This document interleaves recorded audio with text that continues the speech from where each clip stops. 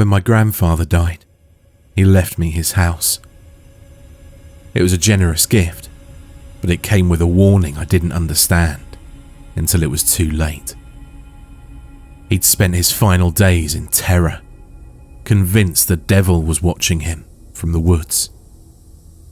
He died of dehydration after cutting all power to the house, as if he was trying to hide from something that couldn't see him in the dark. I thought it was just the rambling of a sick old man. I was wrong. I'm going to tell you exactly what happened to me, so that you aren't put in danger too. When my grandpa died, I thought it was a long time coming. Don't get me wrong, it was a tragedy, but it wasn't exactly unexpected. He was an old man, his mind half gone, living alone in a house nearly 30 miles out from the nearest town. When the news came in that someone had found him in his home, dead for at least 2 weeks, I was saddened, but not surprised. Having just gotten a liberal arts degree at the University of Oklahoma, I wrestled for a while with the idea of moving into his old house. My parents didn't want it. They didn't really want to rent it out. And it was nicer than anything that I'd be able to afford for years on. Finally, in April of this year, I swallowed my fears and moved into the place.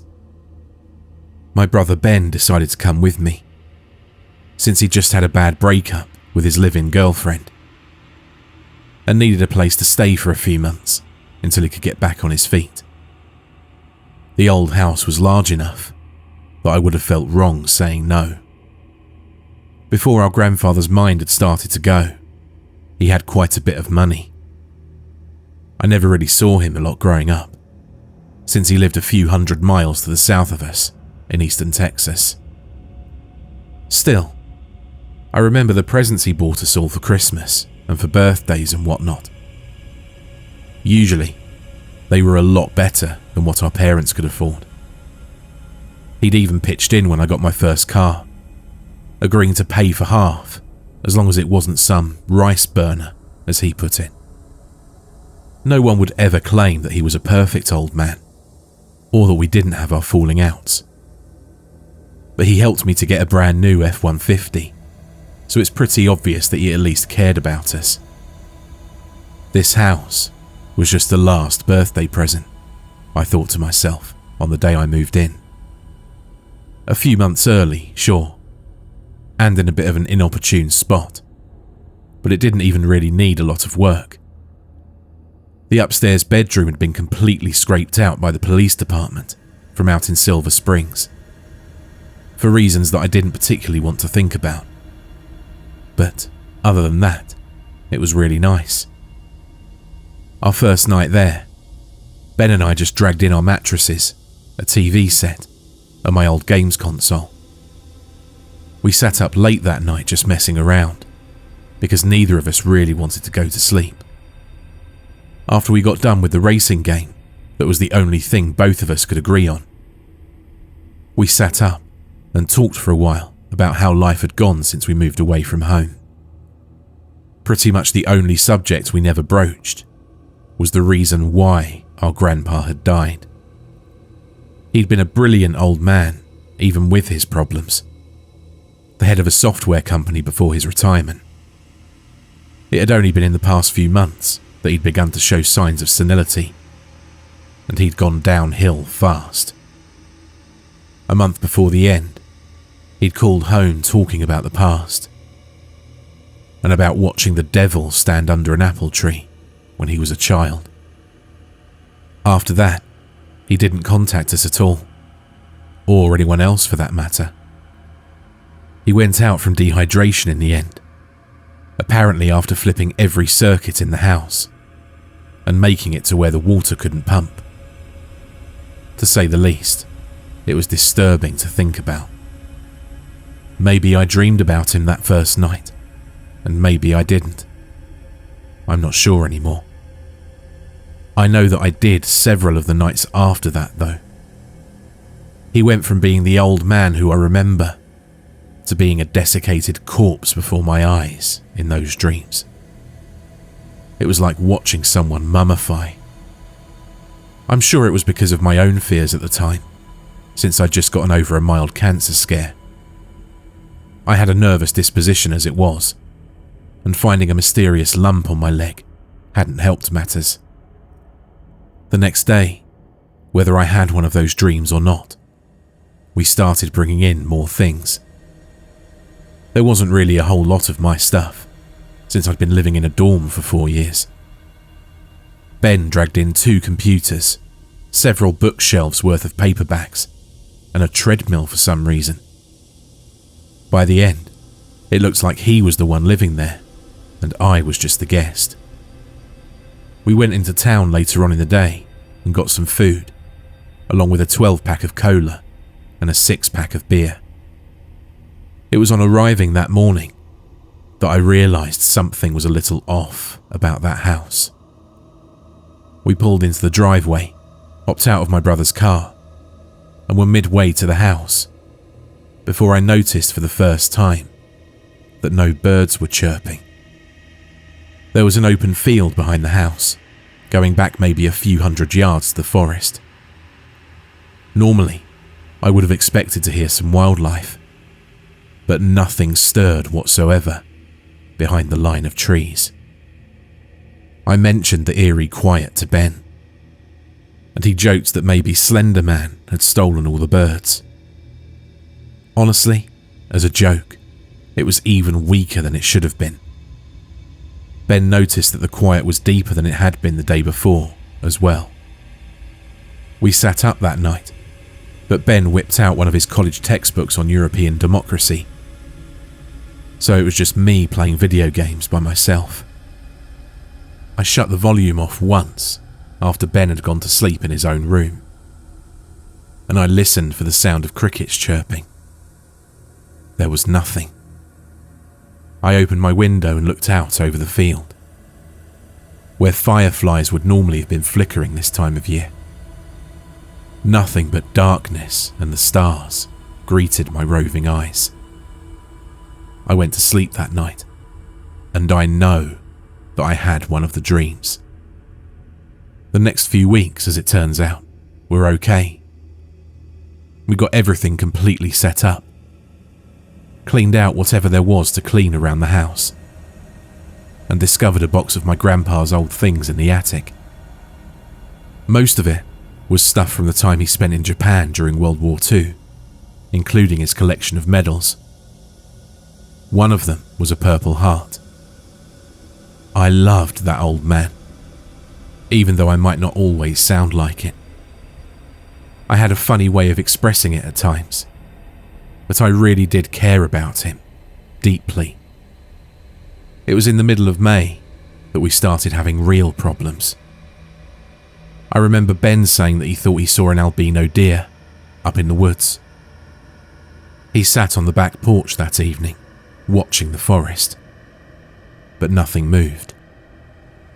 As darkness began to fall, a breeze started to come in from the southeast, off of the distant Gulf of Mexico.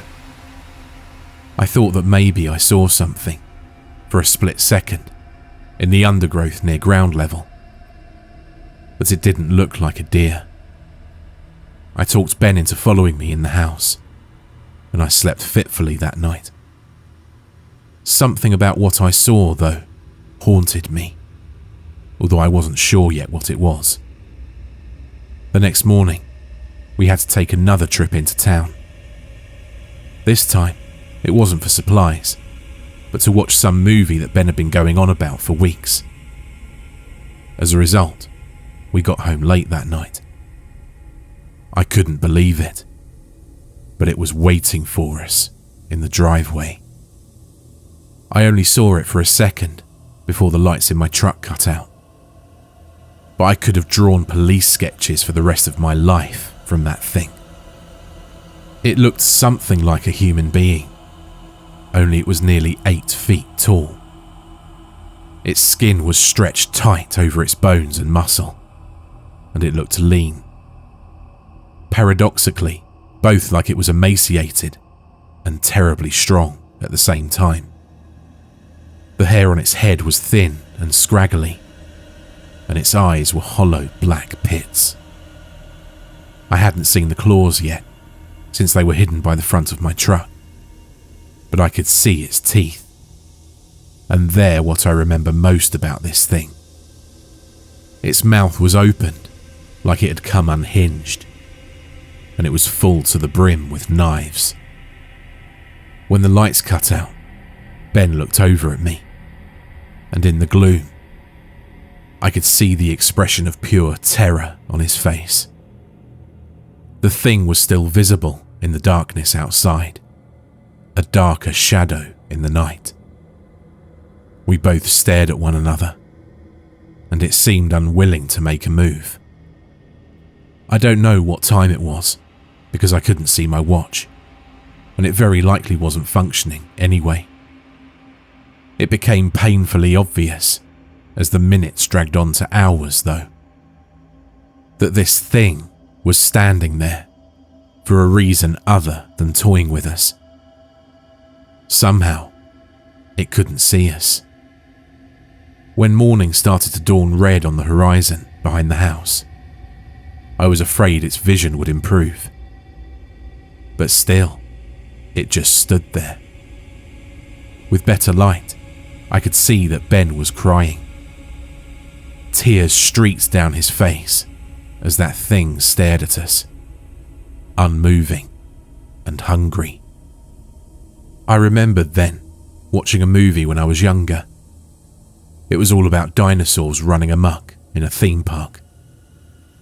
The T-Rex in that movie just stood by when its prey wouldn't move, counting on them to budge before it did, because its brain wasn't wired up to see anything but movement. The real T-Rex may not have been like that, but with the dawning of the day, it clicked that this thing probably was. That, I realised, was why my grandfather had died of dehydration in his own house. This thing, whatever it was, had caused the power to shut off. It must have short-circuited the breaker, and then it just waited him out. Higher, the sun rose in the sky. I and Ben sat alone in that truck, with the watcher staring at us for nearly 4 more hours. As the temperature inside of the truck started to rise. Without power, the air conditioner wouldn't run, and the electric windows wouldn't roll down. Not that I really trusted them anyway. It was 11 o'clock in the morning when Ben looked at me, shook his head, and cracked the door slightly. I stared in wide-eyed terror, but Ben turned to the door. Slowly, he creaked it open and stepped out. I watched as he closed the door, and the thing moved its head towards him. Still, it didn't quite seem to realise where he was. Ben walked forward, every movement careful and measured. He was less than 3 feet from the thing, and it sensed just enough motion to turn its head toward him. I watched as he walked past it, the thing unmoving and largely unseeing. I really thought that Ben was going to make it to the house. Then, he stepped on a twig. It took all I had not to scream, as I watched the thing cover the short distance between itself and him in one bounding leap, then knock him to the ground. Its claws appeared then, fierce obsidian blades. Ben screamed, and then I heard that thing howling like a wolf from hell. It was evening before I finally became conscious of the world again. When I did, I realised something. My truck was running. I kicked it into reverse as fast as I could, backing out the long driveway from my grandfather's house.